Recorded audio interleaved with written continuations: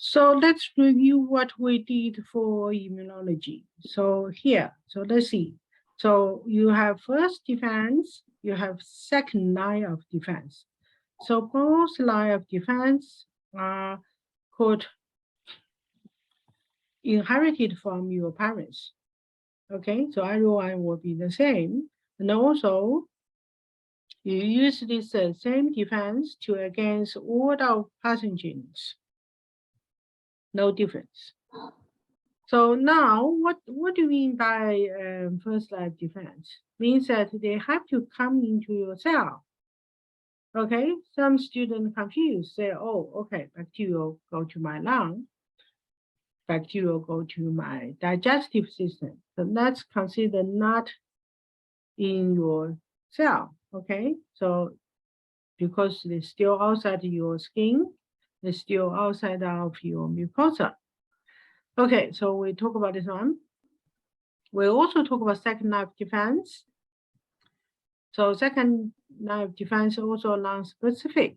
So now we actually just start to discuss the third line of defense. Third line of defense are most powerful defense.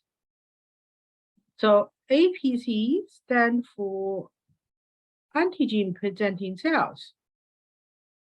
MSC is standing for molecules to present your antigen. Okay, so we actually done this one, right? So you have antigen presenting cells. So those antigen present cells will eat pathogens. Then also present antigens peptides, antigens protein on the surface, on the cell surface. So then this MSC is extremely important because they are presenter. Okay, so who can be antigen presenting cells? Theoretically, any cells eat pathogens can be antigen presenting cells, but they are professional presenting cells, they're called macrophage B cells and dendritic cells. So those cells are doing major presenting. Okay, so they go through this called MAC molecules. Okay, so here you have MAC class 1 and MAC class 2. Okay, so we also talk about here is that your body have to do that. So they have to define which one is yourself, which one is non-yourself, which one is changed to yourself. So then they wouldn't against the normal tissue. So after they actually say, look, I know you are not me, not myself, but you have to do this called cognitive phase, means that you actually have to aware that you get infection. Then you have to grow antibodies, grow T cells to build an army to fight pathogens. Then the last step will be fight. You have wall, you have bottom. You have bottom with pathogens.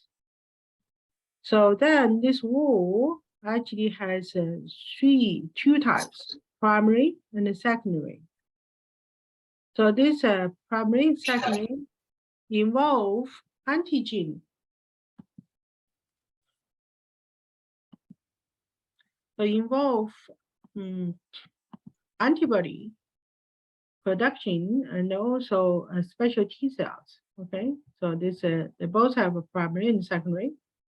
So we actually say your immune system involves three parts: cells and lymphocytic tissue, as well as lymphocytic liquid.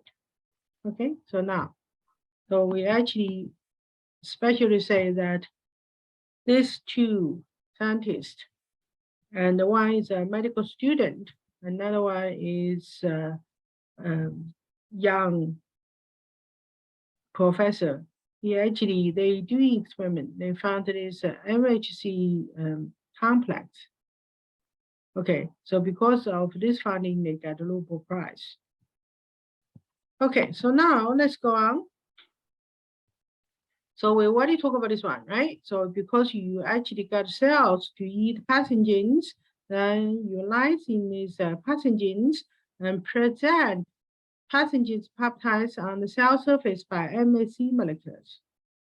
So therefore, you actually grow your T cells army and the B cells army. They belong to different departments. Okay, so they are kind of related, but they're also independent. Okay, so this is a Pacific, is the most powerful line of defense. So now let's working on this one. Okay, so let's say your cells is getting in your cells, right? The passenger is getting in your cells. So then they're breaking down your first defense. Remember that you actually get these receptors on the cell surface, so they can eat those pathogens. So eat these pathogens and then nice in these pathogens and select the peptides from pathogens present by MSC molecules. So this presenting will actually present T helper cells. So T helper cells just like your computer guy. So they get this information and they send these small molecules, just like signals, cytokines, interleukins. So they will send information to activate B cells, activate toxic T cells. So then B cells get activated, so they called plasma cells. So this is activated B cells. So then they can make antibodies. So during this activation, you also generate some memory B cells. So they will remember these pathogens. Okay, so how about T toxic cells? So your helper T cells also release these small molecules and activate toxic T cells. So the toxic T cells will be activated. So they will activate toxic T cells. So then they can kill those pathogens or infected cells directly. Of course, during this activation, they also generate memory T cells, memory toxic T cells. So that's here. So we put a whole T cells in the center. It really is like a headquarters computer guy. So they send the information to organize your army. Okay, so you can see the antigen, doesn't matter it's virus or bacterial, they also can stimulate B cells directly to activate B cells, to generate memory B cells. So, but this antigen cannot activate toxic T cells directly. So here, this one, so antigen present in cells can activate toxic T cells. So they become activated, they become memory cells. So you can see you have a two pathway. So in here it's blue and white. So this is two different departments, B cells department and toxic cells, T cells department. They actually working together. They're also independent each other. So maybe someone actually weak on the B cells defense, but they can be very strong in T cell defense. Then also each system can active by two ways. So B cells can activate by T helper cells. They also can activate by antigen itself. And T cells, toxic T cells, can activate by T helper cells. They also can activate by MSC one molecules by antigen presenting cells. So each one you get double insured, they will be activated. Okay. So now let's talk about your toxic T cells. So you can see here, so you actually, macrophages is one kind of APC, antigen presenting cells. So they will eat those bad cells, okay? So they eat those bacterial or virus, so then they become infected. So then what they do is they interact with your T cells, T helper cells. They also direct interact with your toxic T cells. So then, so the both way, this one will get activated. So your killing T cells will activate. So then when they activate means they actually do mitosis, they become very, very rapidly increase. So that's how do you know that? So when you get infection and you get a fever, your mom probably bring you to see doctors. Then the doctors say, okay, let us to do your blood check. So then they draw like 10 ml of your blood, check your white blood cells. So they can see your white blood cells increase dramatically in numbers. So that's including this toxic T cells increase. Okay. So then for after this one, then they can kill. You can see they can kill these infected cells. So this is come from here. So they actually kill these cells containing pathogens. Direct killing. So then your cells will die. So these infected cells will die. Means that they will kill those cells, also pathogens. Then after they kill these cells, the killer cells also kill themselves because they finish the bottom. So they call it apoptosis. So this is the third time we talk about apoptosis, right? So the first one we talk about in the mitosis, they kill cancer cells. Number two is they kill unnecessary normal cells, embryo development. In here, they kill is someone finished the job, they kill themselves. Okay, good. So the B cells, so B cells can activate by antigen cell. They also can activate by helpless T cells. Then they become plasma cells. So this is really confused name. So remember, plasma cells are activated B cells. So they can make antibodies. They are special. So the B cells are not involved in fighting by themselves, but they were making these powerful antibodies to against pathogens directly, and also can interact with your infected cells. Okay, so then the cells finish the job again. The plasma cells will kill themselves of apoptosis. Okay, just gave you examples. So you actually your mom say, okay, you can you put your in silent? Okay. So what happened is that um, when you have infections at the beginning, right? So you have temperature, then your mom bring you to clinic. They said, okay, your blood count increase. You do have some immune response. Then after 10 days, your temperature is gone back to normal. So then your mom bring you to the clinic again. And doctor probably check your blood cells again. They back to normal. Why? Why they back to normal? Come on, because they kill themselves, apoptosis. Okay, because they finish the job. They finish the bottom. Okay. So this is our antibodies. So you have 5 major type of antibodies. They perform different tasks. They actually fight for different type of infections. Okay, so that's the one. So they all have this common shape. Okay, so now let's talk about what's the primary and secondary response. So everyone should have an experience. So far we talk about physiology, means that talk about what happened in your body, in my body.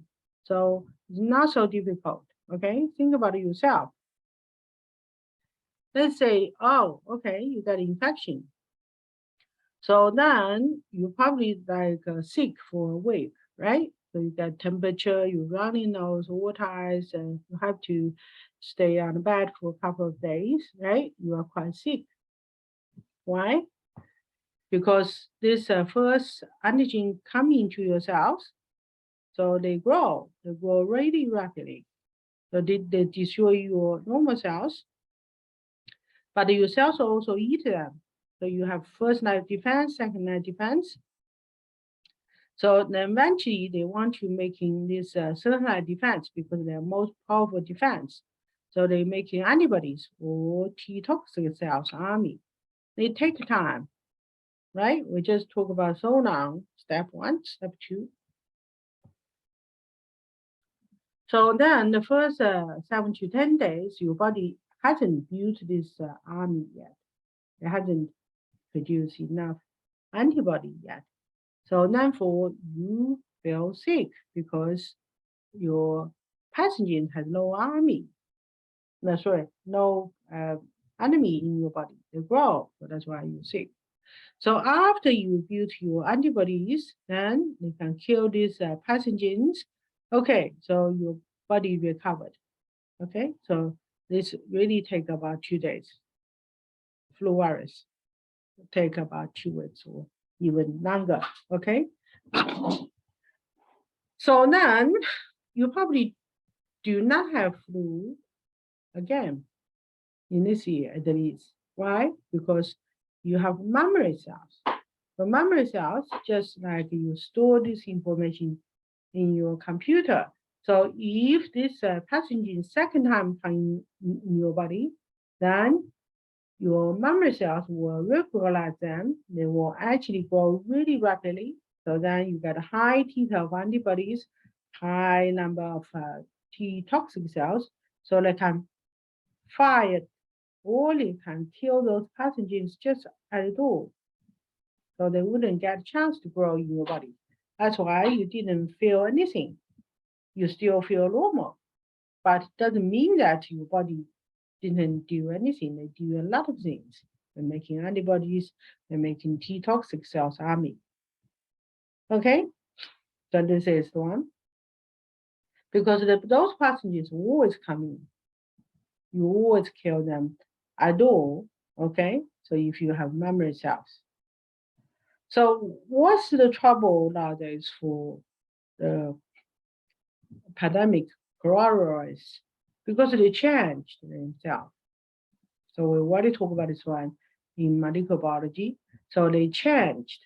If they changed, then memory cells wouldn't recognize them. Then your body have to start with a scratch again. So you have to sit for a week or two. Then wait your body to make a new antibody to against this changed virus. So you treat this one as antigen Y. Okay.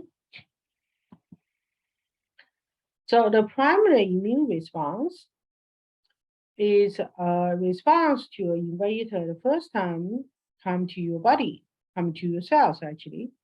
So because they did that processing to have your body response to that, so then in the first days you don't have a strong response, so then you got sick. Simple as that, right? So next 10 to 15 days, your body start to build a reasonable amount of antibodies so they can kill pathogens. They also actually got T cells. So those T cells also kill the pathogens. So if this same antigen come to you second time, third time, no worry because you have memory cells now.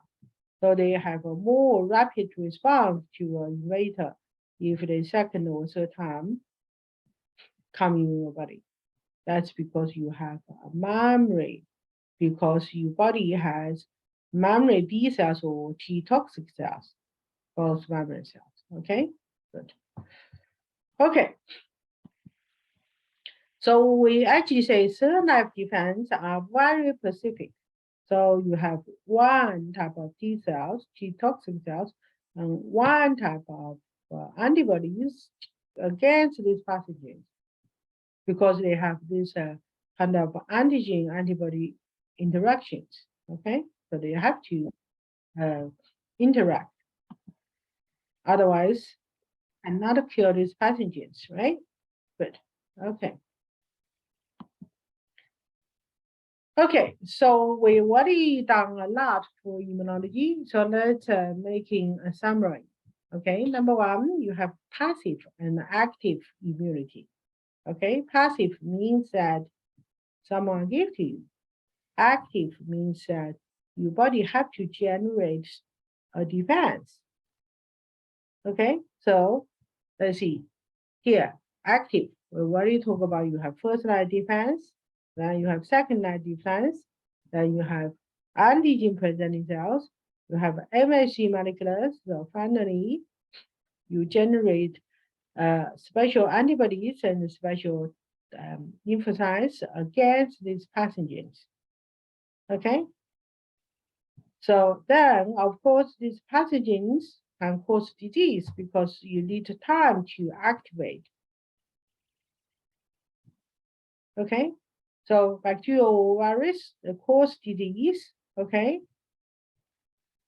so yes, they can generate second defense or third defense. So here, passive. So when do you have passive? When you are fetal, you live in your mother's body for 8 to 9 months. So in this time, you don't need to make antibodies. But who making antibody for you? Your mom.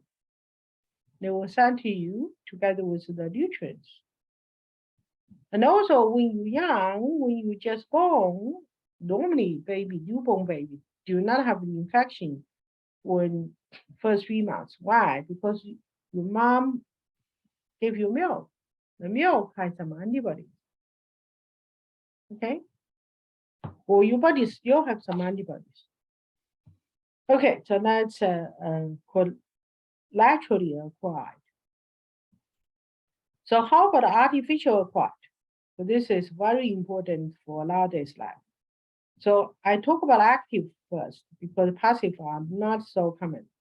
Active is the pathogens is for vaccine only. So we have mRNA vaccine. I have mRNA vaccine from Moderna as well as Pfizer. You also can have protein vaccines, including Johnson & Johnson. So then you are not giving bacteria or virus directly to your body. So then you don't have disease, okay? You don't have disease. You shouldn't have disease. So you may have some viral-like side effects. That's because your body reacts with those protein, okay? So of course, they do not cause a disease because you only gave peptides or you actually gave mRNA to making peptides. So there's no way your body will generate a disease. Okay, so of course, they actually can generate a second defense or third line defense. Okay, so this is talk about the vaccine, very important. Okay, so what's the difference? So you actually have naturally acquired active and naturally acquired, artificially acquired active. What's the key difference? What's those key difference? So with this side, you have disease. With that side, you don't have disease. You just generate memory cells. For this side, the pathogen will actually cause disease on you and also generate memory cells. For that side, you only generate memory cells. You are not causing disease. Okay, so that's the key difference. So vaccine is that they actually stimulate to generate the third line defense, also called adaptive immunity, without cause disease. Without cause disease. Okay. So let's say why for a certain disease the vaccine is not working, or we cannot generate a good vaccine. So let's explain that. Okay. So if someone say, oh, Dr. Who, if this artificial or quite active to generate a vaccine is so powerful, why we don't generate all the vaccine to against all disease? Then we don't have disease. Sounds very good. Okay, so let's say why. Why we actually cannot generate all of vaccine to against all of disease. So let's see, let's talk about virus because we have trouble with this virus for 3 years. Okay. So this virus we talk about is RNA virus, right? So we already talk about your virus are extremely diverse. They're all different. And they're super clever because they also only code the DNA or the RNA only code for something you are not have in the host cells. Otherwise, they will stolen yours. Okay, so now let's talk about here. So they can grow, your virus can grow, but they will not grow when they actually outside of our cells. So, okay, so you can have DNA virus, especially like a bacteriophage. Bacteriophage is not bacterial here.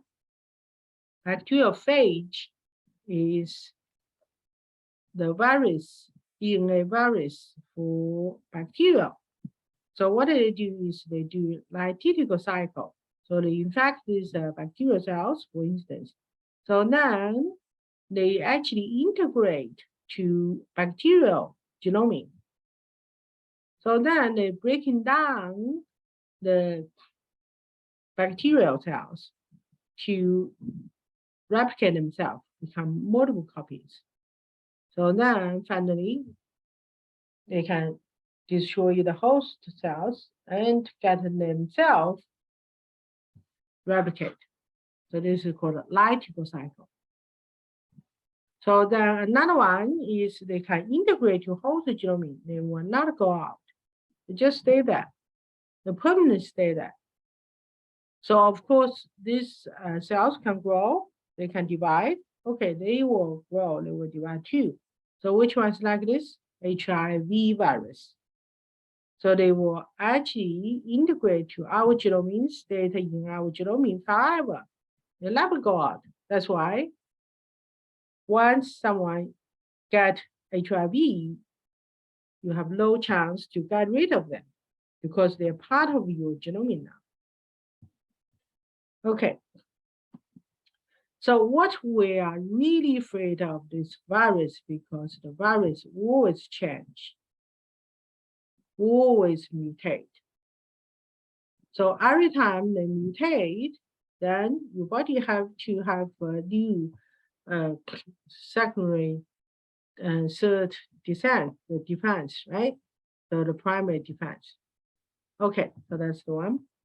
So let's talk about how clever your HIV, how they can escape our immune system. So first of all, they store everything from us. So they actually generated this GP120.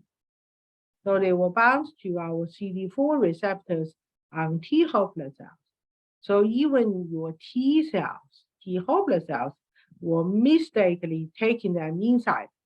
You treat them as a friends. You take it inside. So after you take this inside, of course, you recognize, okay, this guy is not myself. So you will destroy them.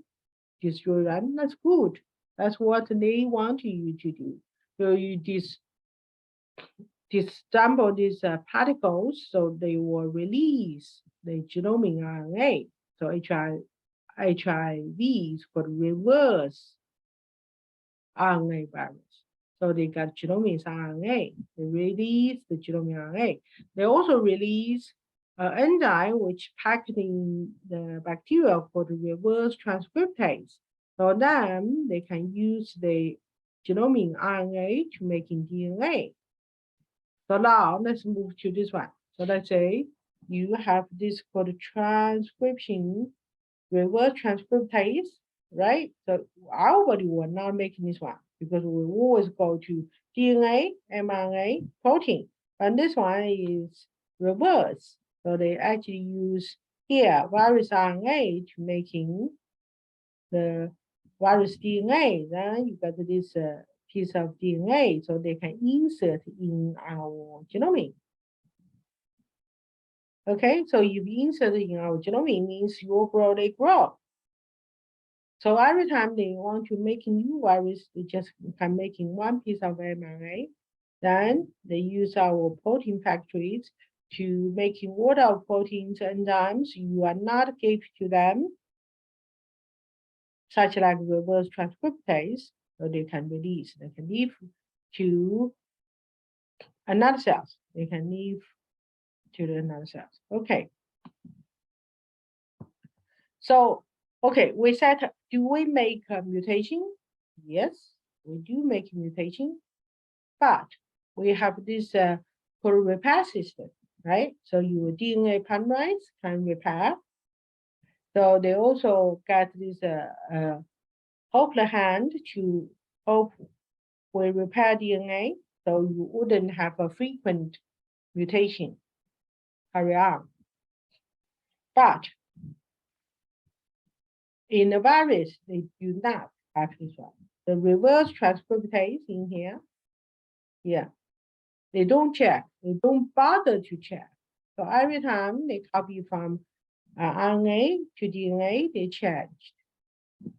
Okay, so they are not checking. That's why they have high rate of mutation.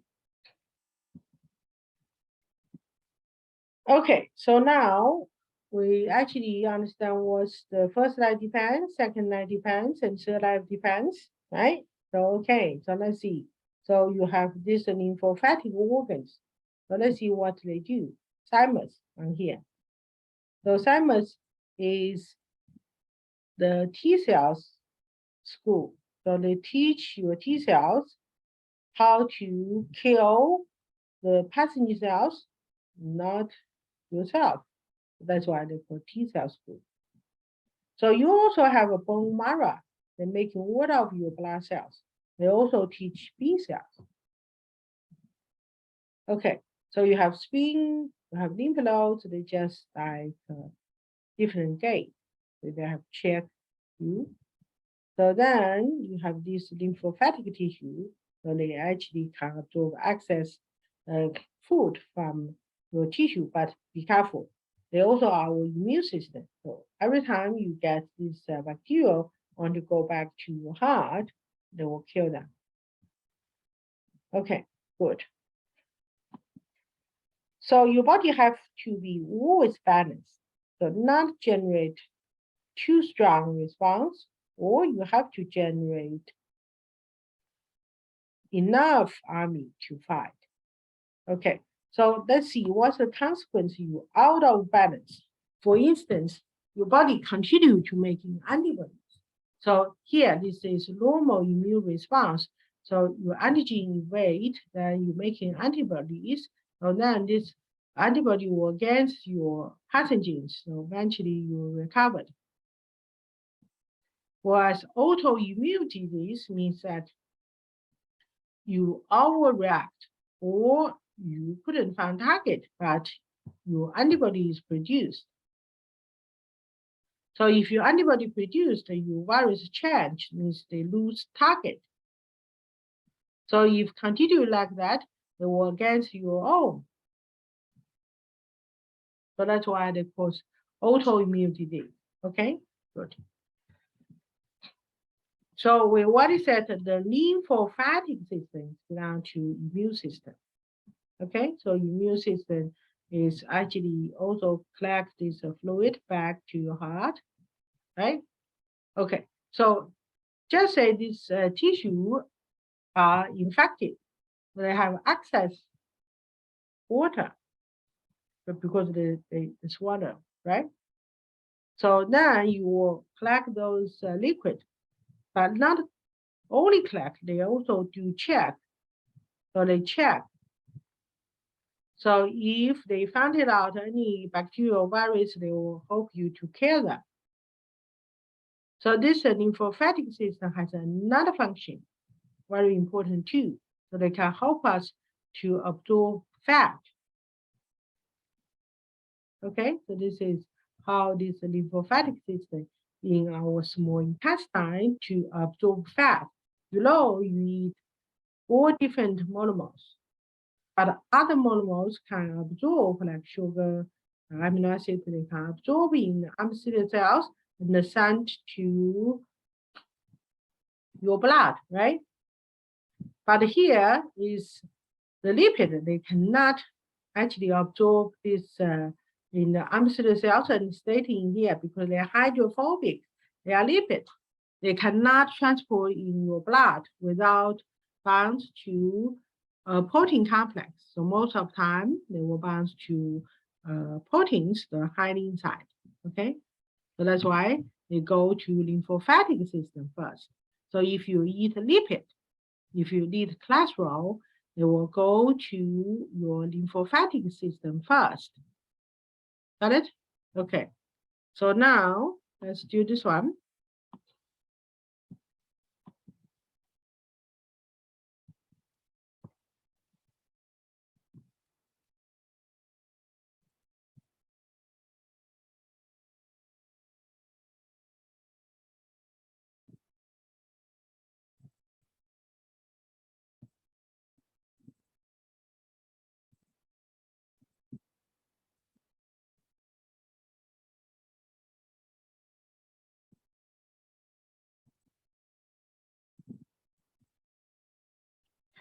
Okay, yes, because a bagel has a fat, right?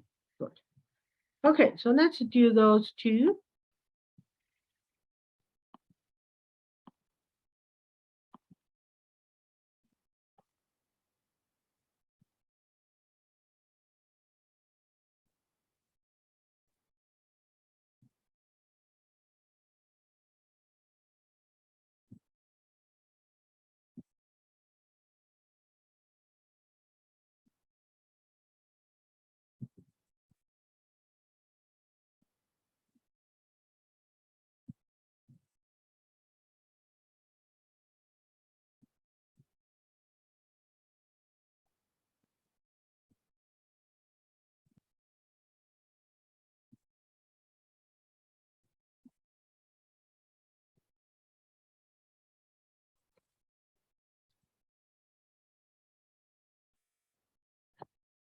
Okay, so let's check.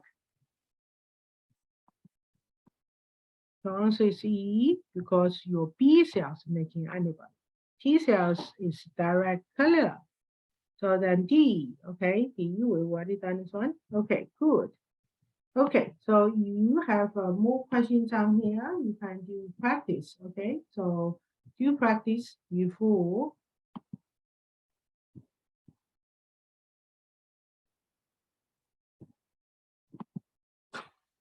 So this is your T cells, okay? Just look at the picture, please, okay?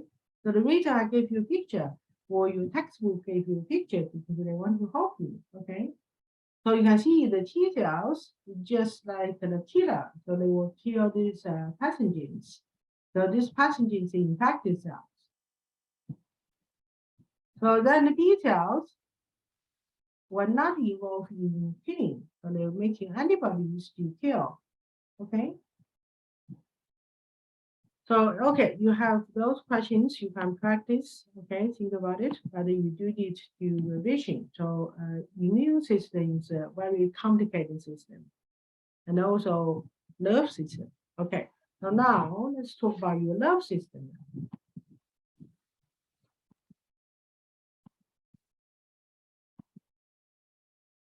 Okay, so now let's introduce your nervous system. So your nervous system can be divided in two parts.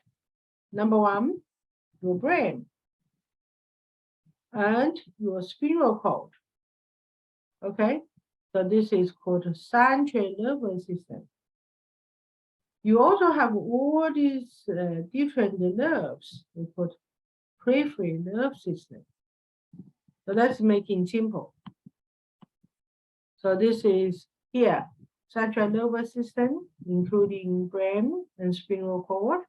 They also have this peripheral nerve system, okay? So including all of your nerves. Okay. So we leave this central nervous system until later. So now let's start with your peripheral nervous system. So according to the function, it can be divided into two groups. Number one is called autonomic nervous system. So they regulate your involuntary work. Think about your body. Which one is involuntary? Means that you cannot control or you are not control all the time. Your heartbeat, you cannot tell your heart say I beat 80 times per minute. You cannot because they automatically generate a heartbeat. Number one. Number two, your digestive system and your respiration. Okay, so all this is all your blood pressure. So this is not regulated by one training. Okay, so now they can be further divided into two. One is called the somatic nerve system. So they actually upregulate, activate. So then you can fight or you can fly. For instance, like a car drives wrong way towards you. So what's your reaction? So even I didn't see you, I know you have one of those two reactions. Number one, you said, look, this guy, you drive wrong way. I'm going to stay here and stop you because you make a mistake. And second, you say, oh, you said, come on, this car drive to me. This person must be drunk. I have to go. I have to escape. I have to run really fast. But it doesn't matter which way. You super nervous, right? So you getting nervous. You say, oh, how can I fight? How can I escape from this dangerous situation? Okay, number one, they put some sympathetic nerve system. So then another one is a parasympathetic nerve system. Means that they calm down your body and help the body to save the energy. When, let's say, you actually just finish a game, football game, then you go home, you say, oh, I really love my seat. I lie on the couch, I eat something, I eat my favorite cake, ice creams, right? And then this time, your heartbeat will decrease. And also your digestive system are super active. Okay, that's the one. Another one is called a somatic nerve system, means that you can physically control your body. So like you are run, you actually sit on the front of computer, right? Okay, good. Okay, so let's give you a quick one. So you can see here. So if you are actually getting stressed, you dilate your pupil, you found that your mouth is dry because you are not making salivation. So your heartbeat increase, your respiration increase. So then you also inhibit your body to making enzymes from your stomach. And also here, your liver will release glycogen to making glucose because you need more energy to fight. Then here, your adrenal gland will making stress hormone. Then you inhibit your bladder, so then your bladder wouldn't contract.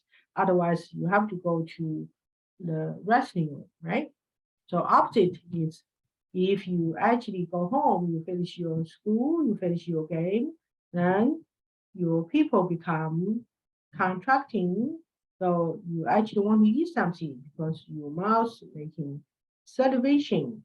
So your heartbeat slow down, your respiration slow down, you're hungry, right? So you actually, your stomach, your small intestine contracting, make sounds, and also your liver release fear. So then you contracting your bladder. You want to go to restroom straight away after you finish school, right? Good. Okay, think about this one. So you have question on here. So I don't want you to do now. So now let's so okay. So I probably skip this brain because normally don't have a very difficult question around here. So now let's talk about your how this information is transferred in, and also how your central nervous system to integrate this information give you order. So let's see here. So your body have a 5 sensory system. Okay, so they have receptors. You have eye receptors, ear receptors, nose, mouth, and the skin. Okay. So now what happened is that they will sense a different stimulation. So such like here. So your eye will show a glass of water. So then they will actually send this information to your brain by sensory input neuron. So sensory neuron. So they will send this information to the your spinal cord. So you have this interneuron. So they will send it to your brain. So your brain will say, oh, whether you actually need this glass of water. So then if the answer is yes, then they will give water to your motor neuron. So then you can take this water, drink it. But you also can not take this water, not drink it, right? If you don't need this water. Okay, so you can see you actually have this one is receptor. You have input neuron for the sensory neuron. You have central nervous neuron for the interneuron. You also have output neuron for the motor neuron. Then they can actually voluntarily take the water or not. Okay, good. So your primary nerve system, you have two functional division.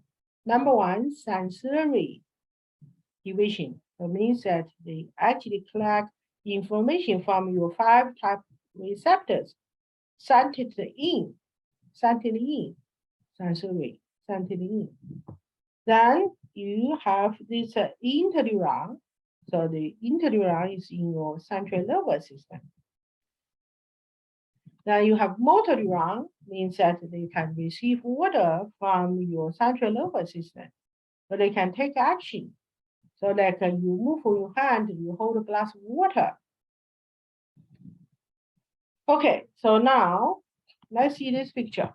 Okay.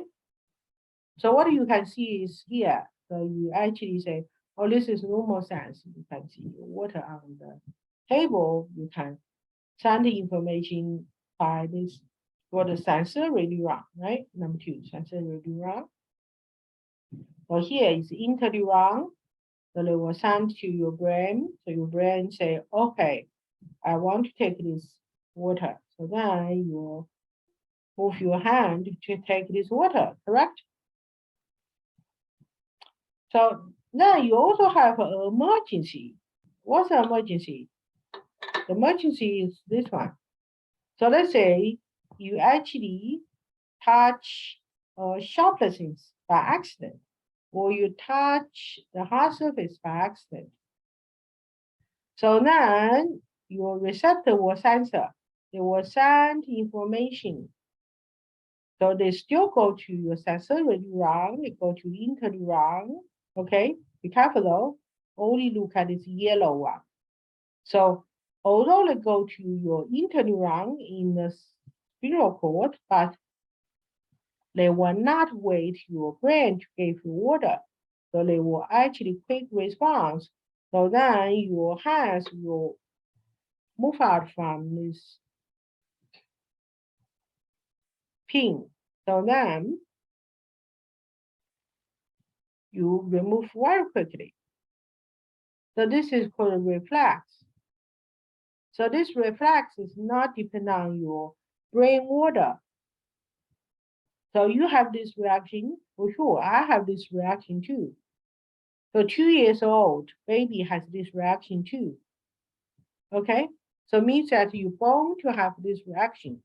You have this reaction by genetics. Okay, so you may find that, so this is say you actually have shortcut.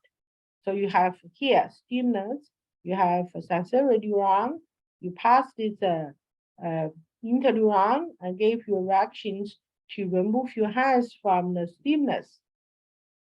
So you won't wait your brain gave your order. Okay, so this is called reflex. Is a brain involved in this reflex or no? They hasn't, because your hand will not wait for that.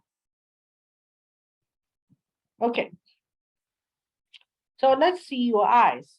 A lot of students really confuse the eyes, but it's very simple. Let's make it simple, okay? So you have this code here, people, right? So then you also have this here for the lens, okay? So they actually detect two things. Number one, intensity of light. So in the middle of days, if you look at the sun, your pupil become very contracting because too strong. So in the evening, like at 10 o'clock, you went out, outside is dark, then your pupil is very dilated, become very big because you don't have light, very dark. You want to get light in. This is in the middle of the day or in the evening or in the middle of the night. Okay, so that's that one response. So this controlled by people and iris. So they actually is detect the light. So which one is this one? See this one, people here. And the muscle contract, this people is called iris. So they actually control the light coming into your eye. So the second one is you're reading a book. Come on, you actually say, I'm going to read this book today, or I'm go out, look at the sky, I want to see these stars. So who will change? Your lens. So if you're reading, then this become a ball, a round ball. If you look at the sky, you look at the stars, then this one become oval. So who control this one? Scenario body, scenario body. Okay, so then the scenario body control your lens, so they will actually control the subject, whether they near or far away. So what most important is that here, because you have nervous system, where what is that? Come on, it's matter of you have receptors, right? So your receptors is on here, on the back of your eye, retinal.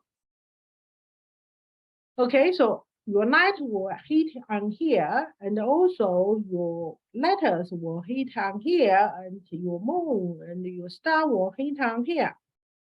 So then they can transfer information into your brain and also take order from your brain, give you order, whether you close your eyes, whether you walk away from the sun, right? Whether you actually move your book a little bit here, correct? So this is here too. So one thing is very special because before we said you have two nerve systems, the sensory nerve and the motor nerve. But in here, you only have one. So they actually working for both functions. So sensory and motor, they share these nerves. Okay. So if you actually have problem, so most of young people have myopia. So myopia means that your subject is not hit on the retinal. They are not hitting on these receptors. So now you have to use glasses. Well, I have a hypopia because my lens is not flexible. So the heat beyond the retina is not good too. So now I have to use glasses too, right? The two different glasses. Okay. So let's talk about your nerves, right? So nerves is cells. So we actually talk about you have sensory, you have foreign, you have motor, right? So yeah, you have inter neuron. So they are in the central nervous system, right? So according to the structure, they actually can go to one direction. So let's say this side. So this is our nerves.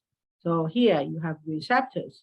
So they will sense different things, right? So we already talk about here pain, right? We already talk about light, right? We already talk about books.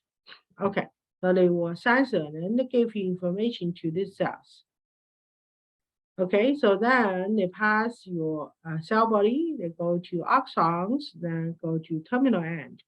So they go to one direction, right? Doesn't matter you actually say, oh, I actually accidentally touch very hard surface. So this was not one nerve's job. So you have to send this information, go through the first nerve and second nerve, eventually go to your internerve, right? Okay, so then you have this is called unipolar. So they go to one direction. You also have a bipolar. We already talk about your nose, your eye. So especially your eye, remember eye. You use same nerves doing both jobs. So you also have multiple polar, means that they send the information to all different directions. Okay? Okay. Okay. Do this one. Look at these pictures, answer the question, please.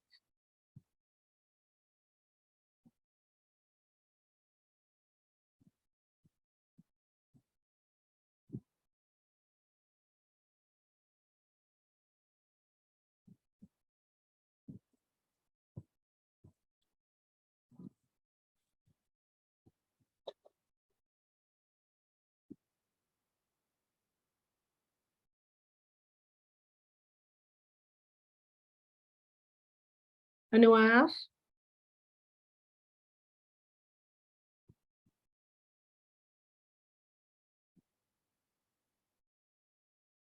Yes, answer is correct, right? Because the fight and fight is mediated by sympathetic nerves. Okay, so if you are not familiar with these chapters, you watch a video before you do the test. Okay, so now I'm going to give you a break, then we can come back. Okay.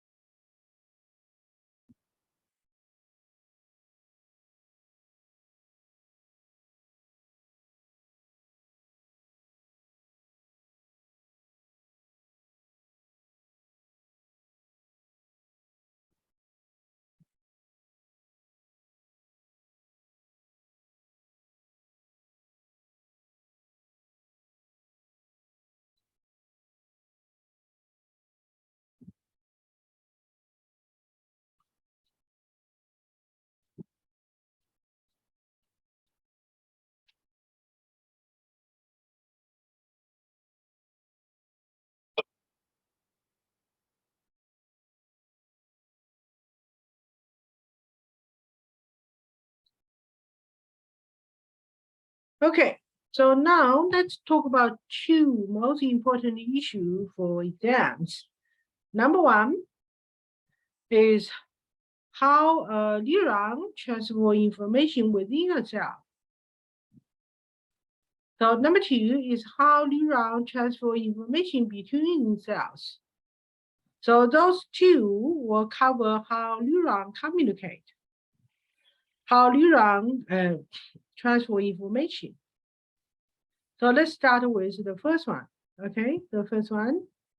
So how a neuron transfer information within a cell. So this is the one. So let's give you examples with unipolar. So they actually get these receptors on here. They will send this stimulus to the dendritic, right? Then they will actually pass this cell body. So they will go to axons. So they will transfer to the axon end. Okay. So then you know that you have multiple neurons in one pathway. So they probably transfer this information to the second neuron. Okay. Or they can transfer this information to another cell, such like muscle cells. So now let's get started. So when you talk about how neuron transfer information within the cells, we talk about potentials. Okay, so resting potential. So here is resting potential. Okay, so resting potential means that you actually have these cells. So let's make this bigger. That's your cells. Anytime. So even you see it, you sleep, you still have this different contribution of ions inside and outside. So inside the cells were high in potassium. Outside of cells is high in sodium. Okay, so that means that you always have to maintain this difference. In the nerve cells, it's the same. So then how you generate this difference? So this is called a resting potential. So you have a sodium potassium pumps to pump out sodium, to pump in potassium. So this is called resting potential. So resting potential is generated by sodium potassium ATPs pumps. So what they do is they pump out 3 sodium on here. So you have 1, 2, 3. So you pump out 3 sodium out. You also pump in 2 potassium. So you have 1, 2, 2 potassium. So each time you pump out 3 sodium, and you pump in 3 potassium, 2 potassium. They belong to different channel there. Okay, sodium is sodium channel, potassium is potassium channel. So if you always pump out 3 sodium, you only pump in 2 potassium. So then inside compared to outside will be negative, right? Because you have less positive ion inside compared to outside. So that's why the resting potentials means different. They always minus 70, minus 70. So they are minus 70 millivolt. Means that the compare inside to outside is minus 70. Okay? So then the second one, we want to talk about the threshold potential. So when you pump out sodium, they cannot get in because your channel will close to those sodium. Okay, so when the potassium pump in potassium, they will close. It will not let potassium out. So now you can always maintain this potential. But you still have other channels. They're called leaking channel. They're slowly leaking sodium in, not big one, slowly leaking. So then if positive is leaking, so you can imagine that the negative become less. So then this is called threshold potential. Okay, so you can see here, number 2 is a threshold potential. Okay, so this is done by leaking channels.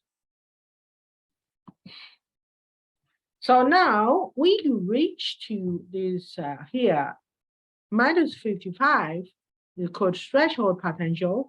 And when some stimulation stimulate these neurons, they can fire. So this is called action potential. Action potential including 2 parts. Number 1, depolarization. So it means that your sodium channel will open. So your sodium is not pump though, channel open. So if you get gate open, so you can see that sodium will come in because they from high end to low end. So this is sodium channel open, sodium from outside and getting to your cells. They call it depolarization. Okay, because here, so you can see here. So you can see here, so because of both of your potassiums inside, your sodium now is coming in, so then it becomes positive. So this is called depolarization. So after this sodium in already, so they close this channel, means that you cannot go out. Then the open potassium channel. So potassium channel means that potassium can go from inside to go to outside because inside are higher, outside are lower. So then this is called repolarization. So in this stage, sodium channel closed, but potassium channel open. So then potassium can go out. Okay, so you back to this difference again. So this is you actually at the beginning before you do action potential. So inside is high in potassium, outside is high in sodium. So after this action potential, so now you can see outside is high in potassium, inside is high in sodium. So they exchanged, correct? But they're back to minus 70 or even minus 90 now. So this is called undershock. So number 5, okay? Undershock, number 5. Okay, so now, so let's, I think you can try this question later. So I gave you answer to you already. Okay, so now let's revisit some concept. So here, so this is difference, right? The difference called potential. So your resting potential is done by sodium potassium ATP pumps. So they need spend energy because you transport ion against gradient. So you need sodium potassium ATP pumps. So when the sodium being pumped out, they cannot go back. And the dendritic cells will receive this electron impulse, so they will transmit this one, go from this way to that way. So that what we actually can see is at resting potential, your potassium concentration is high inside of your cells. So the resting potential is minus 70. Sodium concentration is lower. Sodium concentration is lower. Okay, so then you can see here, your axon is carry this impulse away from the cell body, okay, away from cell body.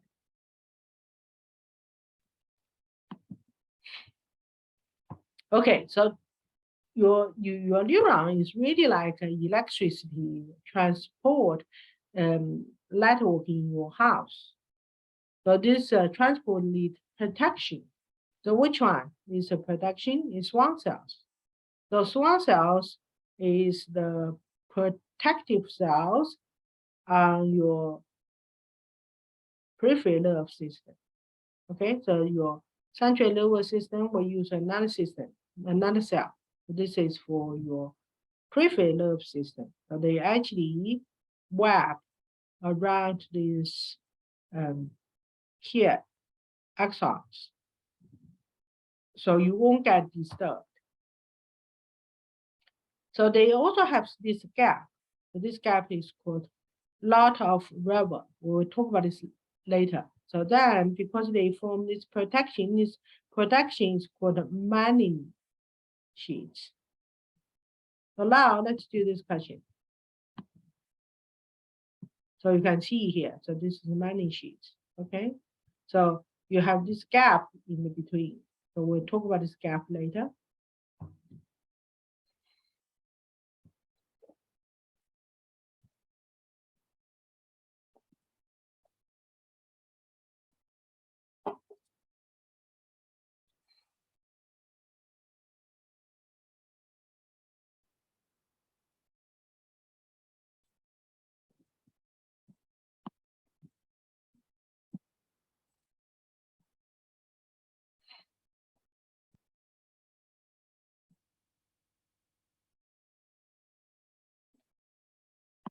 Okay, answer is C, right? So if you actually destroy this protection, it's called demyelination. So now you get some idea, right? So is the information transfer from dendritic past the cell body, goes through these axons to axon end. So what you can see is they go through this called different potentials. So the different potentials is generated by this sodium potassium, right? So they can go in, out. So which place they can exchange? Here, in here. See this one? So I circle this one. So I actually make this bigger. So in this place, lots of rubber, you do this exchange. So if you have protection, you have swan cells wrap around, you cannot do this exchange. So you exchange only down in here, in here. That's why you leave some empty space, they can do ion exchange. Got it? Okay. So now let's continue. Okay, so let's continue. So now what you can see is here, so you actually transfer from this side to that side, right? So now you have depolarization, repolarization, and regenerated resting potential. The next one is a depolarization, repolarization, the next one. So now you information transfer from this side to that side. Okay, so now let's have a question now. So here, so let's repeat this one. So this is end of step one. So step one here is a resting potential. So you have this sodium potassium pumps. So they pump out sodium out, 3 sodium. Pumping potassium in, right? So what you can see is you actually have this minus 70. So here, just like this picture. So in this stage, you get inside high in potassium, outside high in sodium. So now you can start with depolarization. So depolarization is open sodium gate, and your sodium come in. So your sodium in, your potassium already in. So then both positive, they're making you become positive, not negative anymore, because both sodium and potassium in. Then you have repolarization, means that you close sodium channels, but you open potassium channels. So your potassium out. So then they continue out. So now you can see the actually back to minus 70 again. But what's the difference between number one and the number three? It's because you already changed the side. So let's say the potassium continue to move out, more potassium move out. So this is called hypopolarization, means that your potassium all out, sodium is all in. So then when you look at this step 4, you can see that outside is potassium now. Outside is potassium. Inside is sodium. Although you look at the millivolts, is minus 70, but this minus 70 is different from the resting potential because the sodium potassium distribution are different. So therefore, back to resting potential, you have to use this pump again to reestablish resting potential, right? So here, so you have to here. So look at this one. So you have initially you have resting potential, then you have leaking channels, then you have depolarization, you have repolarization, then although the actually seems to be back to minus again, but the distribution between sodium and potassium are completely opposite. So you have to use the pump to pump out sodium, to pump in potassium. This is called re-establish resting potential. Okay, so let's have a question. So they ask you define hyperpolarization. So it means that your sodium is in now, your potassium is out. Another question they ask you, can action potential be transmitted during this phase? Why and why not? So this is here. So what's the action potential? Action potential is including this phase, right? This phase. So it involves depolarization, repolarization, correct? So meaning that you have to get sodium in order to depolarize. But now the sodium is already in here. In this region, the sodium is in, so there cannot be more in. So the answer is no. The sodium is inside of cells in hyperpolarization phase. So the action potential cannot be transmitted. So you have to do resting potential again in order to do this, right? So you have to go to one by one. Okay, good. So we'll answer this question. Hopefully you understand this one. So if you have questions, please do ask, okay? So now let's back to here again. So one thing is very interesting. So we talk about these numbers, right? Minus 70, plus 30, plus 50, minus 70, minus 90. Is this number fixed? Yes, this number is fixed. You cannot change this one. Okay, so there may be difference between animals. So, but in human, they are fixed numbers. So you cannot change. Okay, so the resting potential is always minus 70. So depolarization in end of depolarization is always 30 to 50. And repolarization is back to minus 70. Hyperpolarization is between 70 to 90. You cannot change it. Okay, good. So we finished first one. So now let's working on the second one. So let's imagine that your information or your electron impulse transfer from this end to that end. So now it's in the end. So now you have to transfer this one to another neuron or to the target. How they transfer from one cell to another cell. So that's our second topic for this one. So this is rely on a particular molecules called neuron transmitter, not sodium potassium.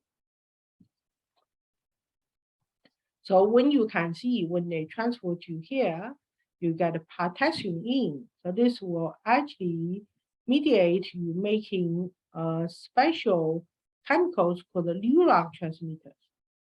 So these neuron transmitters will pack in these vesicles then transfer and fuse, then release in this called a synaptic clave, means between two cells. Okay, so the target cell can be another neuron or can be muscle. So then you get a receptor on the post-synaptic cells on these cells. So then you neuron transmitter binds to these receptors. Then again, they do this open sodium channels and fire these cells. Okay, but be careful though. So this called the neuron transmitters. So the first neuron transmitter is called acetylcholine. People discover this one, get the Nobel Prize. Okay, so very, very important. We have to remember is that the neuron transmitters only bound to receptors in a short while. So the purpose is transfer this information to another neuron or to the target cells.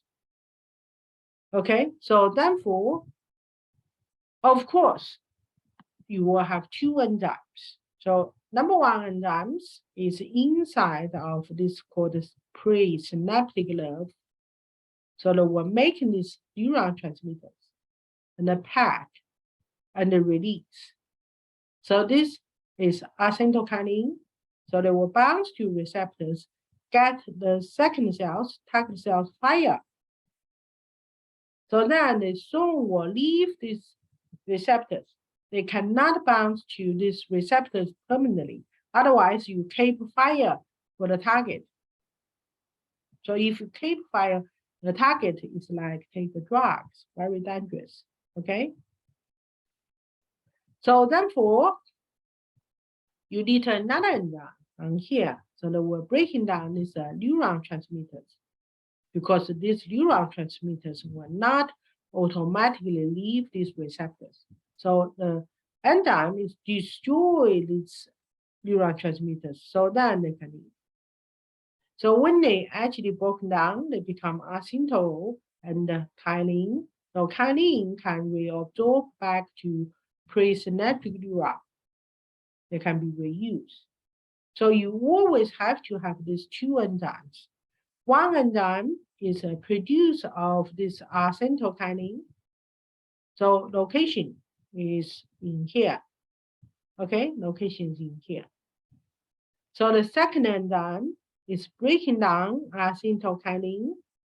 So this is the enzyme. So location is here, synaptic clave. Because this receptor will bind these neurotransmitters. So the neurotransmitter not able to leave. You have to block them to leave. Okay.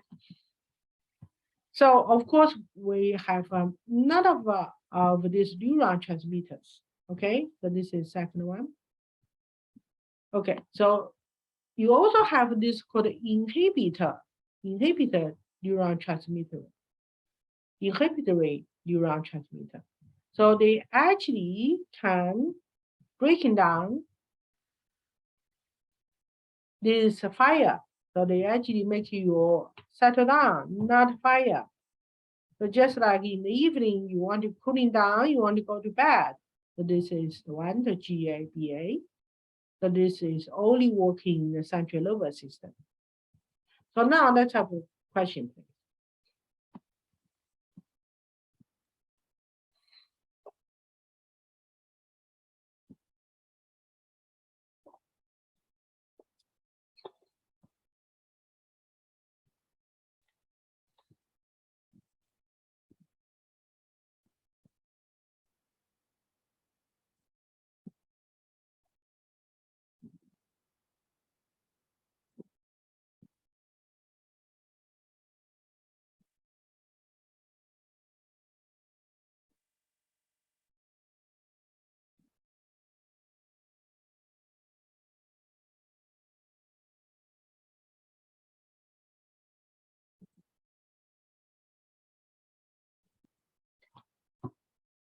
Great. Okay, so good, right? So remember, you actually transfer information between two cells is rely on this neurotransmitter.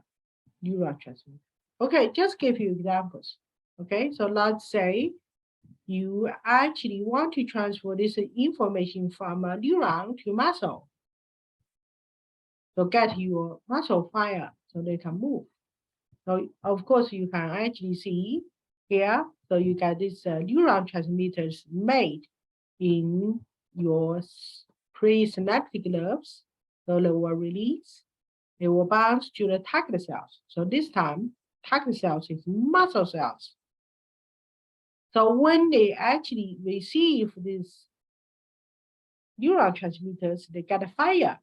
So then the open sodium channels. So this one here. So they will stimulate here. This is called so-called plasmic reticulum. So they containing a lot of calcium. Remember, this is calcium. So remember, we talk about this ER, smooth ER. They containing a lot of calcium. So calcium will release. So this calcium release will cause your muscle contraction. Okay, got it? Okay. So now, so you, if you're interested in this one, you can look at this one. You can look at this one. So you can see here. So your muscle contraction depend on two factors. Number one is energy. Number two is calcium. So in the relaxed status, your myosin, blue, actin is not detached. So they are not linked, okay? So they're detached. So then this is relaxed. So when you're making muscle contraction, so you can see here the blue one, which is myosin, will actually touch to actin.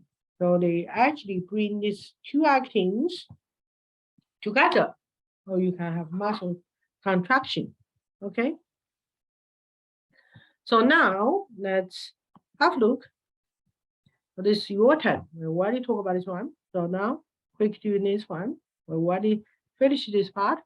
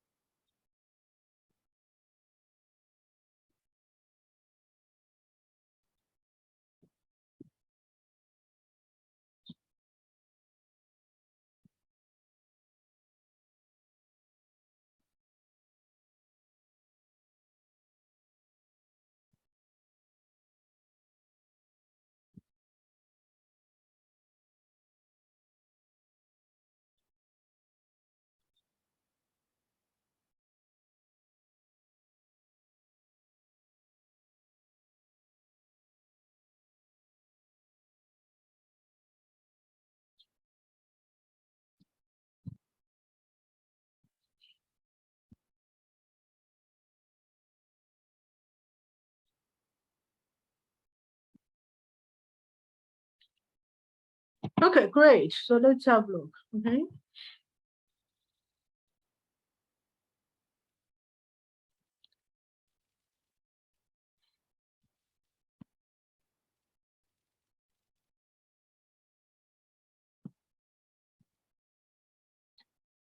Okay, so let's do together. So number one is sodium potassium pumps, sodium potassium ATP pumps.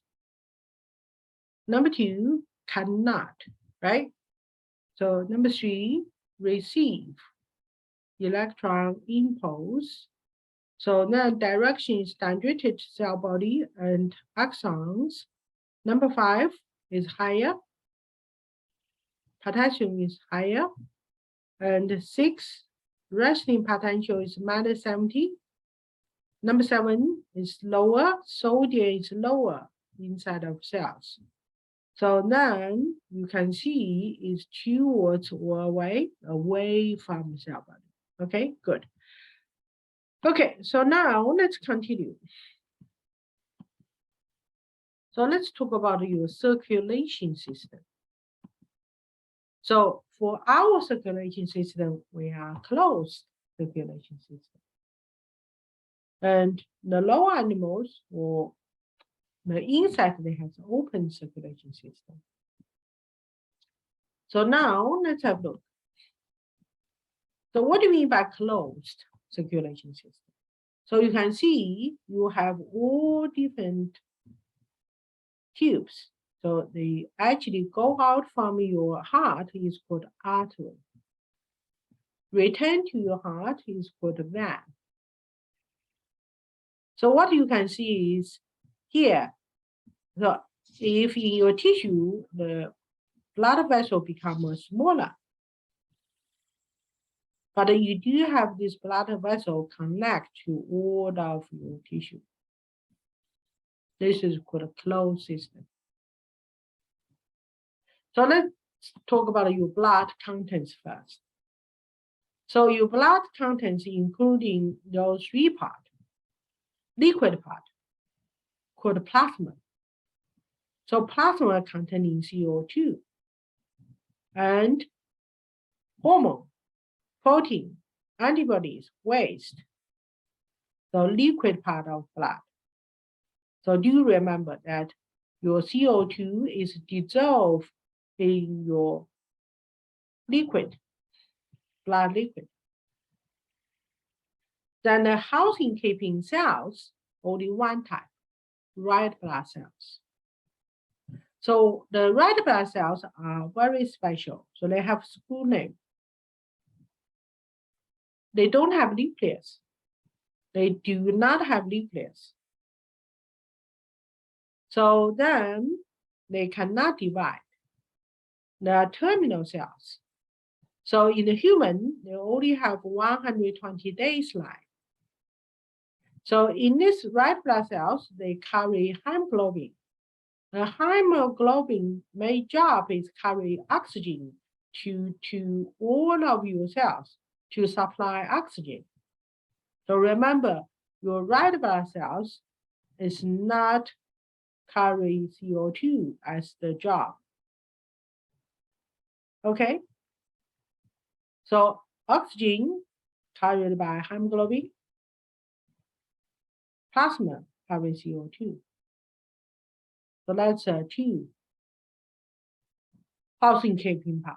So you do have this small amount, white blood cells and platelets. So we already talk about white blood cells. So we already know that there will be different amount when you have infection or when you don't have infection. Because if you don't have infection, then they remain small amount. So what's the platelet?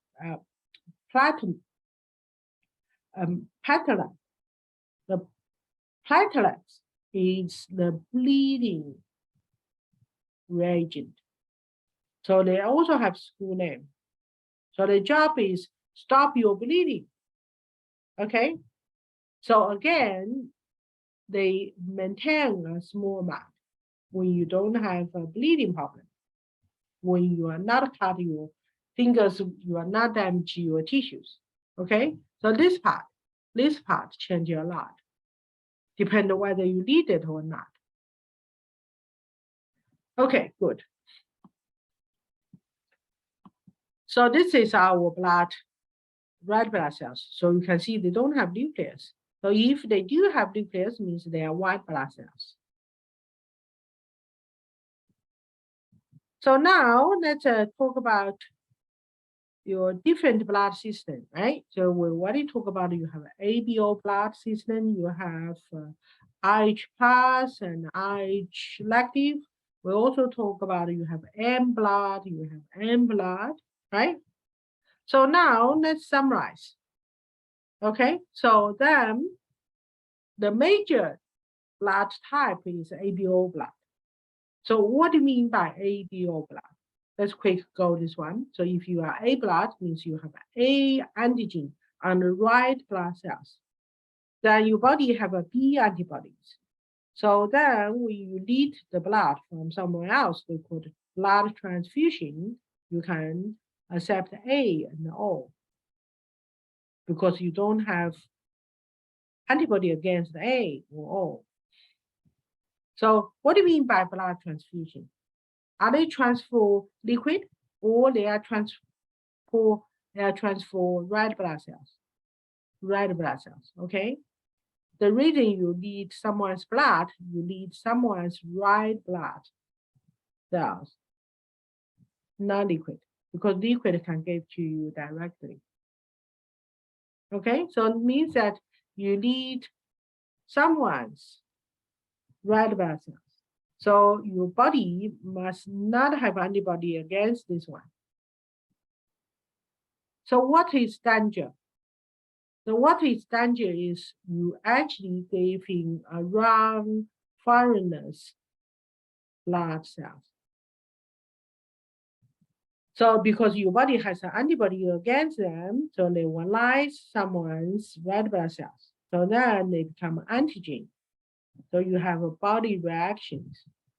Okay, so then you can look at this one. So if you have B blood, then you have A antibodies. So you only can accept B and O. So if you are AB blood, means that you don't have antibodies, then you can accept everyone. If you are O blood, means you have A blood, A antibody. B antibodies means that you only accept O. Okay. So we want to talk about RH positive is dominant. RH negative is recessive. Okay, so this is your ABO, so the A, B, right? O means you don't have an antigen surface. RH positive will show up. Okay, good. Okay, so now let's talk about your human heart. So this is your heart.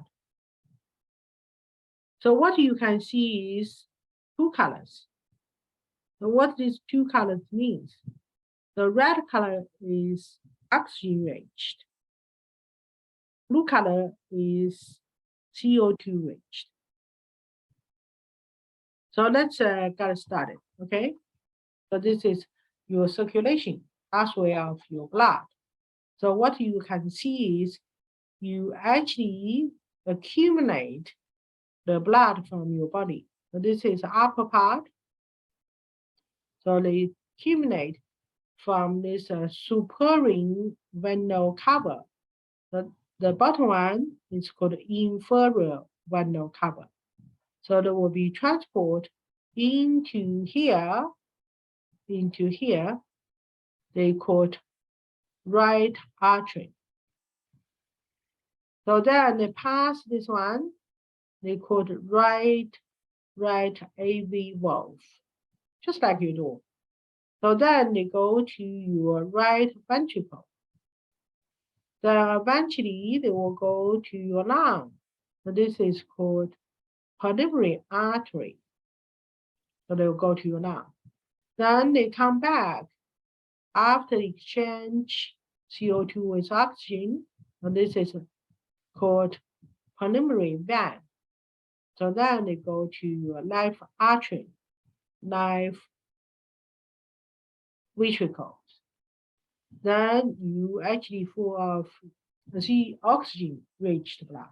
So then they can send it up. Go to your aorta, the biggest artery. So someone confused about name of your blood vessel. Be straightforward. If the blood vessel carry blood leave the heart, called artery. Artery means leave your heart. That means that they send blood to your heart. Nothing to do with CO2 and oxygen. For instance, here, your pulmonary artery, so they actually carry blood leave your heart. So in here, they full of CO2. Okay? Because they leave your heart, they call artery. Then this one, aorta, is also big artery. They containing oxygen. They also leave your heart. Okay, good. So now let's do this question now. So I'll give you pictures. Look at a picture and answer the question.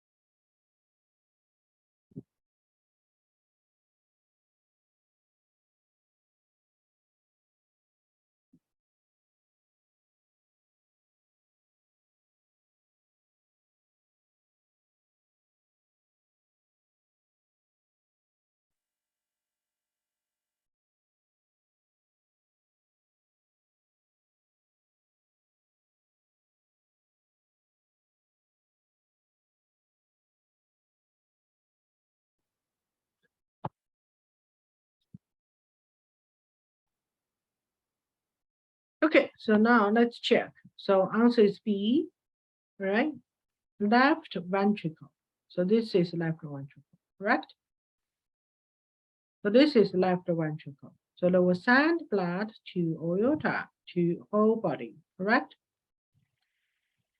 So 16 is A. Okay, so each part of your blood carry different task. So what is that? Your hemoglobin is carrying oxygen. Your liquid part of blood carrying CO2. Okay, so now let's do some interesting question. Okay, so now let's look at this one. So everyone has this injury, right? So you cut your fingers, then you get injury, and then damage of your blood vessel. So then your blood vessel will do contraction. So then the blood flow to this region will reduce. Then after this one, and your planet will come here to block this area. And then also they're making more, they increase. So then you block this one completely. So also they recruiting all the factors, open them. So all these factors, including protein and also including those calcium. So then they will come here to block this region. Then you grow its back. So what you can see here is that, see this one? So let's do this question now. So look at these tables. So this is really found in long time ago, 100 years ago. Okay, so we already know that. Okay, so each part doing their own job.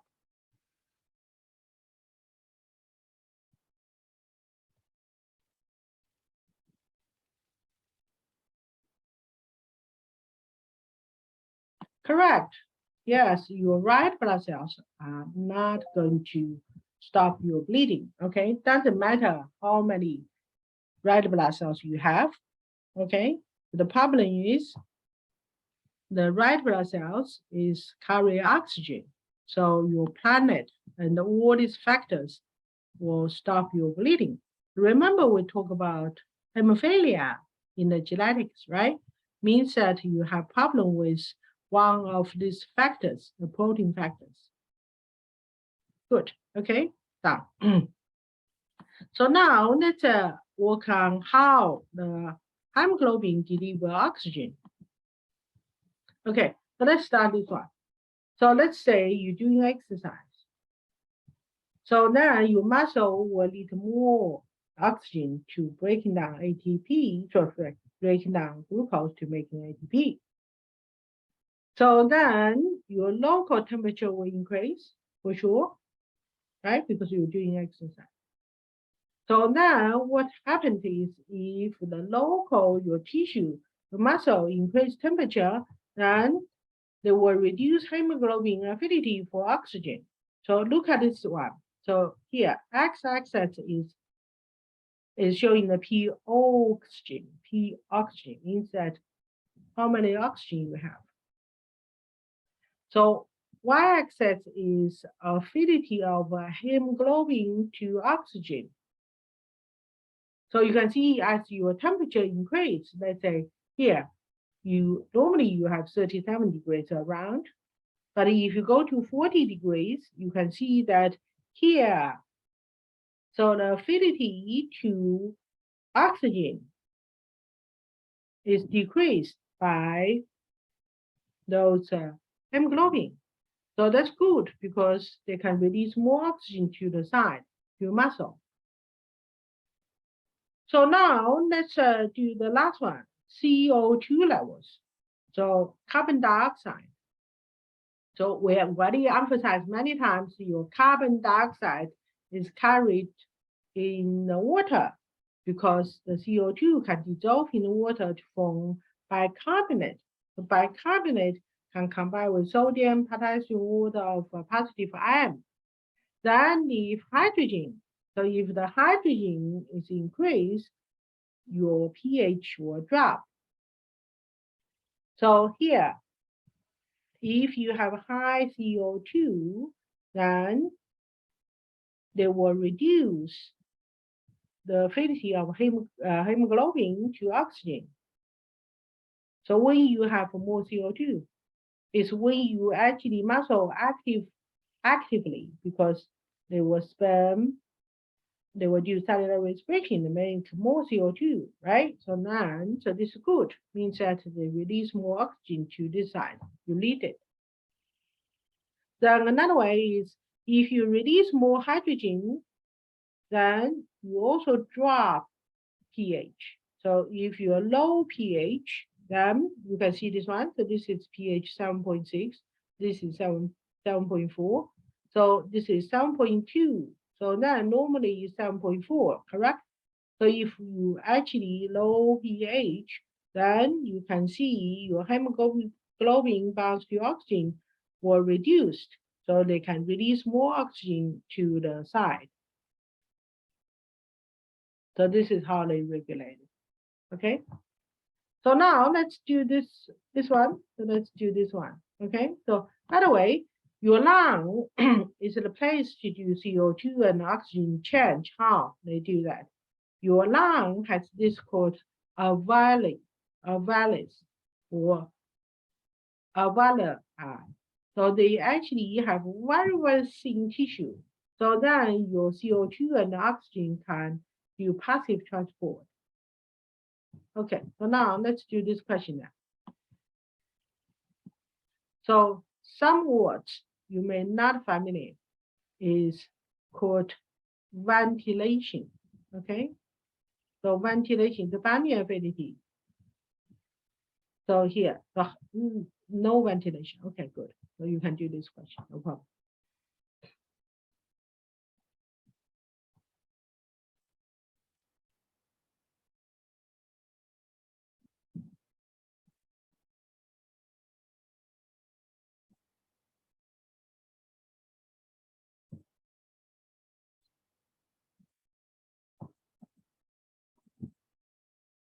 Good.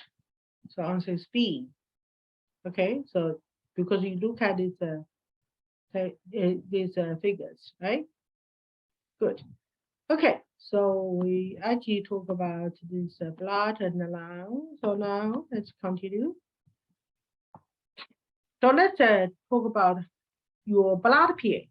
So we actually say your blood pH is always have to stay around 7.4. So the change is very small. So 7.45, 7.35, not too much. Otherwise, people are dying.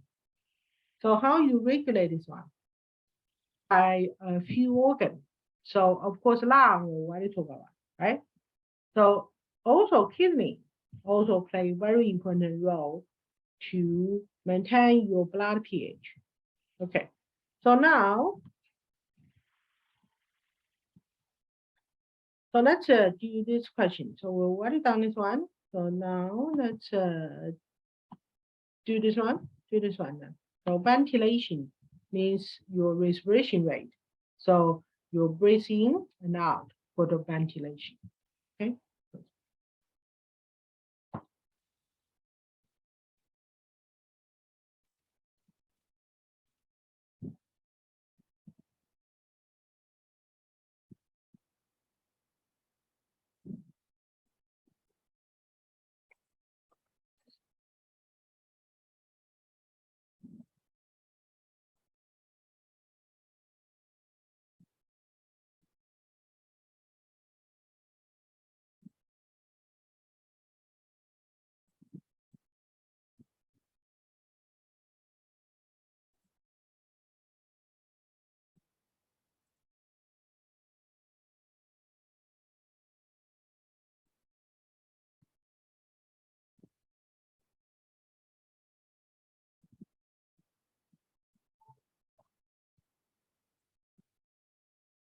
Great.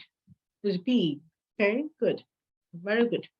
So now let's go to another one is your muscle. Okay, so we already talk about you have three type of muscle. Number one, cardiac muscle, your heart muscle. Can you control your heart muscle? No, they are not controllable. Okay, so you cannot ask your heart beat quicker or slow. And another one is smooth muscle. So who leads your smooth muscle? Your blood circulation, your blood vessels. Can you control them voluntarily? Answer is no, because they control your blood pressure. So you cannot drop your blood pressure by yourself voluntarily, right? So they're also making your digestive system, like your small intestine and your stomach, right? So you cannot control your digestive system voluntarily. So now what you can control is a skeletal muscle. So you can have hold your glass, hold a ball, and running, right? So this is called skeletal muscle. Okay. So now very interesting. So your cardiac muscle is involuntary. So they controlled by your nerve system. Okay. So here you have this called ACA lock. They are controller. So they actually direct to receive the water from your heart. Oh, sorry, from your nerves. So here, ACA lot is located on the top of your ultra. So then the second lot is AV lots. So AV lots is controlled by SA lots. So we say SA lots is the heart lateral pacemaker. So this guy is decide how quick your heartbeat, but they have to listen to your brain. Okay, good. Okay, so now let's talk about your skeletal muscle. So your skeletal muscle is the only type of voluntary muscle you can give yourself water. Okay, so they actually attach to your bone. So this tissue called tendon. So they will touch your muscle to your bone. Okay, and also between. So you also have this connection between your bone. Yeah, they called ligament. The ligament and the tendon. Don't get this mixed up. Okay, so now your skeletal muscle is a non-fiber. Okay, so they actually controlled. So we already talked about this one, right? So you actually controlled by your nerve cells. So how can you control them? You have a two give to them. One is ATP, another one is calcium. So then how does it work? So the calcium, so normally if you are relaxed, then your myosin, you have two fiber, major fiber in your muscle cells. So you have myosin, the blue one, they call thick fragments. You also have actin, the red one. So they call thin fragment. So normally they will not touch. So they actually called relaxed state. So if you give ATP and the calcium to them, they will touch and they will cause contraction. Why? Because here, so the blue one can touch the actin. The reason they are not touched to actin because the site is being blocked. So this is the protein complex will actually block the actin from binding to myosin. So then you cannot touch. So if you have calcium, then they can bind to this protein complex. So if your calcium binds to the protein complex, so they will move away from the actin. So the actin is free to bind to myosin. So bound to myosin is one thing. They have to bring those two sides of actin together to cause contraction. Who can give you energy to do that? ATP. So you have to have both. Okay, good. So now, so let's talk about some tissue. So we actually say, oh, your cells will actually get the blood supply. But anything you have an exception. So in here, cartilage is exception. So this is like a plastic, but it's not plastic. They call it cartilage. So they are on your joint surface. Okay, so here is not replaceable. because they don't have blood circulation out here. So if someone actually likes sport very much, they use this a lot. Hiking, play football. If you damage this cartilage, then they cannot get replaced by yourself. So you have to go to hospital. The surgeon can replace man-made for you. For this cartilage, they don't have blood supply. What else?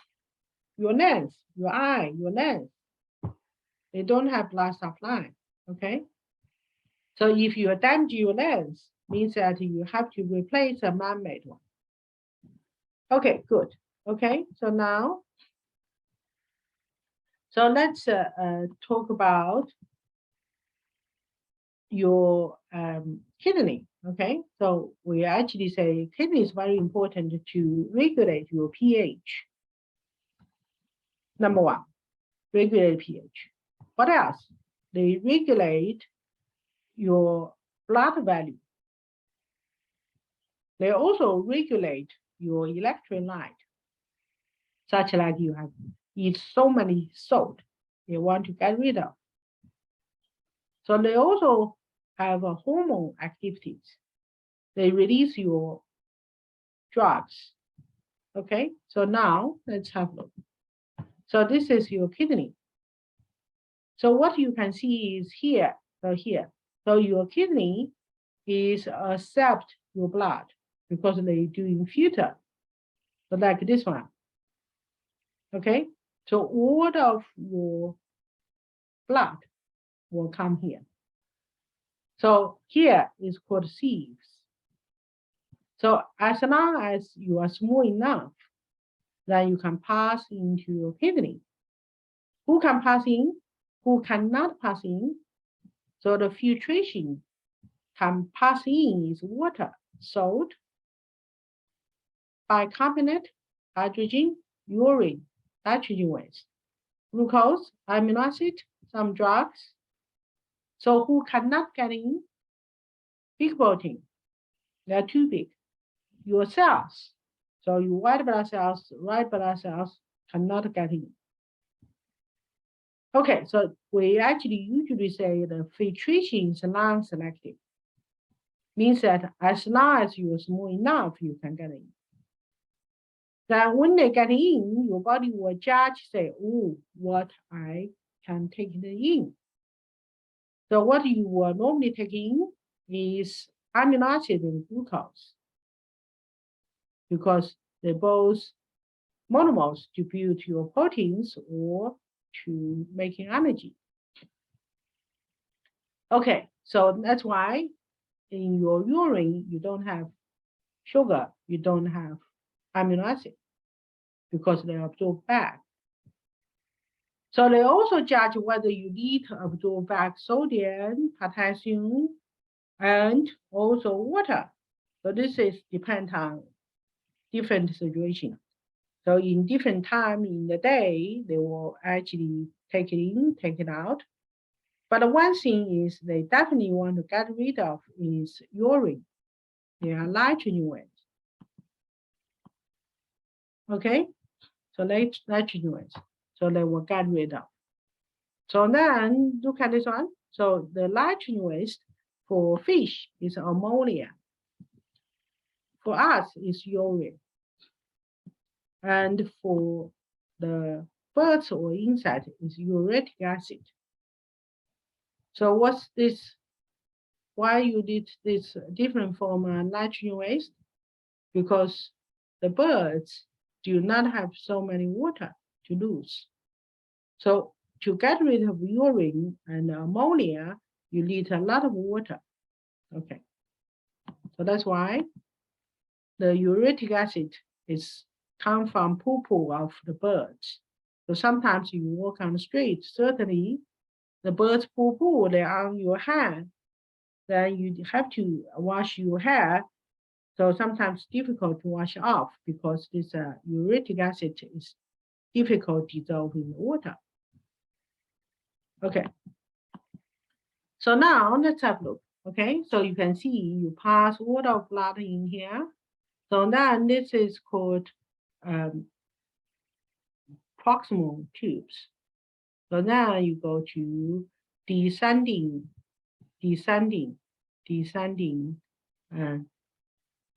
lymph. So this one is permeable for water. So now you go to ascending lymphs. So they are thicker. So they are not permeable for water, but they can absorb or release sodium. So that's why they are thicker. Then this is distal tubes. So they can absorb water back. Then you can have a connecting duct. They also can absorb water. Okay, so now we talk about ADH, right? ADH. So the ADH is a hormone to mating your hypothalamus and stored in posterior pituitary gland. Remember, I gave you examples. So you go to out, you actually see the sun, you forget to drink the water, so then your blood value will drop. So in this case, your body will make more ADH. So the target place is connecting tube and the distal tubes. The major place is here, connecting tubes. So they will, as much as they can, they will absorb the water back. Okay, so then you can have more blood. Otherwise, you lose your blood. You lose your blood value. Okay, so of course, they also ask you to drink more water. So this one, for this one, we will talk about this later. Okay. So here, so let's summarize. So if you go out, you see the sun, you did not drink water, then you're making more ADH. So then you get a small value of urine. If you stay at home, you read a book, you drink a lot of water, then you're making less ADH. So large value of urine. So really is if you have high ADH, you will have less urine. So these are opposite. Okay, good.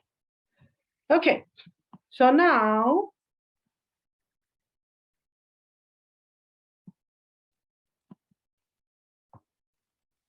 how about the temperature? So we already talk about your blood value now. So this is hormone status. So how about your temperature? So some organisms are called endothermics, like you and me, because we always have a temperature around 37. And someone is not, someone is called external. So external. So who is this one? Like fog. So another one is like plant. So they are not control the body temperature. They highly depend on environment. So that's why we are actually being called is warm-blooded. Then they called is cold-blooded. Okay. So of course, if you're warm-blooded, you have to have a more mitochondria to make more ATP to generate heat. So then if it's too high, they bring you down, and too low, bring you up. Okay, but fish, especially small fish, okay? Remember, small fish are cold-blooded. Very big fish is warm-blooded. So we actually talk about regular temperature is depend on how many mitochondria you have. Okay. So now let's quickly go through your digestive system. Okay, so your digestive system including mouth, pathway, then stomach, liver, pancreas, small intestine, large intestine, then rectal. Rectal is part of large intestine. So your body doing two major jobs. Number one is mechanical digestion by your mouth, by your stomach. They also do chemical digestion by enzymes. So you have all different enzymes to digest lipid, sugar, protein, as well as DNA and RNA, correct? Okay, so now let's have a look.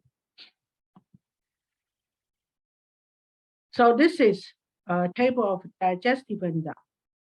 So let's start with carbohydrates. So carbohydrates, name of this one, to break down carbohydrates, is called amylase. Who can make this one?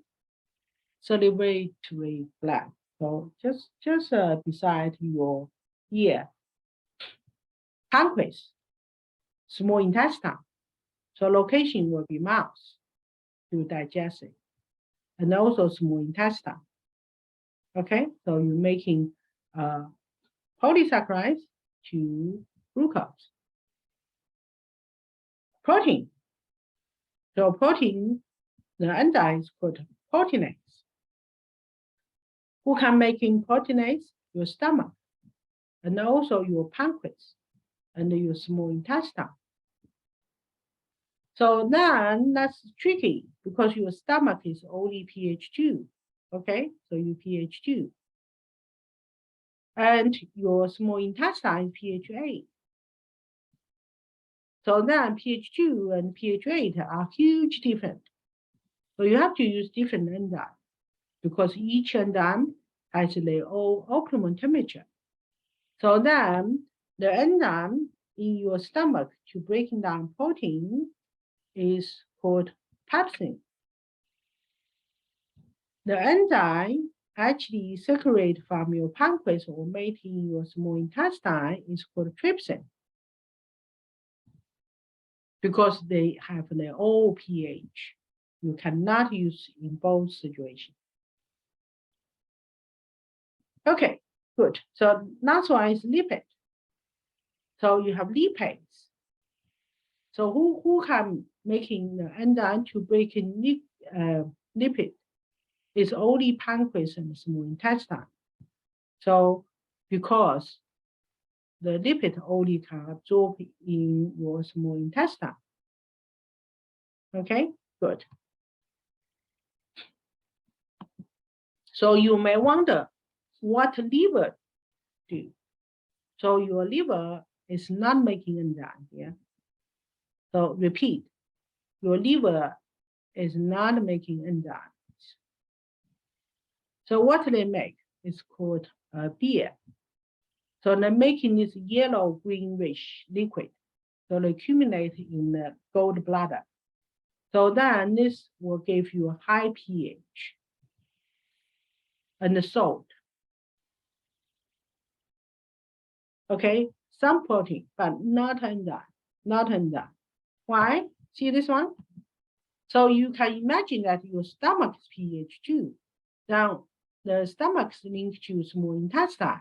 So how can it be so different, pH 2 to pH 8?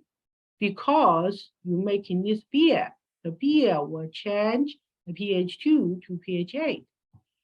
Very important. Okay, so this is your liver's function, making beer. Okay, good. So we already talked about your mouth, your stomach. Now let's move to your small intestine. So your small intestine will have 3 parts, okay? So they have different names, but I don't think they ask you to remember the name, but remember the function is more important. So remember, you have to break it down, you have to do hydrolysis before you do absorption, correct? Because your body will not taking someone's protein in, or someone's DNA in, or someone's lipid in. You have to break it down to making monomers, then they can absorb it. Who can absorb this one? Small intestine. So how can they meet this function? So they have this valley. So this valley will have 2 major functions. Number one, they give large area. So then they can absorb better, or they can have more place to do digestion. Number two, they actually can weigh they can move, they can go forward, backwards. So your food can get mixture with enzyme. So they get breaking down more easily. Okay. So what you can see here is you have to do the digestion first. So you have to do chemical digestion first. Make sure that they breaking down become monomers. Then you do absorption. So your small intestine only can do chemical digestion. So here, chemical digestion is upper small intestine and absorption is lower small intestine because you have to break this down first, then absorption and do absorption. So here, they also can absorb lipid. That's the only place they can absorb lipid. So because lipid will go to this lymphatic tissue because they are lipid here. If they go to your blood, it cause trouble. So they have to go to lymphatic tissue to combine with protein to form protein complex, then send back to your blood. Okay, so this is the green one. Okay, so then next part is talk about your large intestine. So large intestines, they also called colon. So the large intestine has three major functions. Number one, absorb water. Of course, everyone knows that they pass waste. So do not forget the number three. They're making vitamins. They're making a lot of vitamins for us. Who making vitamins for us? Bacteria. You have good bacteria live in our large intestine for the colon. They're making vitamin K, vitamin B12, and others for us, so you can absorb. Okay? So those bacteria form mutualism with us. So repeat. Number two, pathways. Number one, absorb water. Okay, don't forget they can absorb water. And number three, very, very important, they can make vitamins. Bacteria making vitamins for us. Okay, great. So now let's give you a question now. Okay, so let's do those questions. So after we finish, we can end. Okay, do this question. Okay.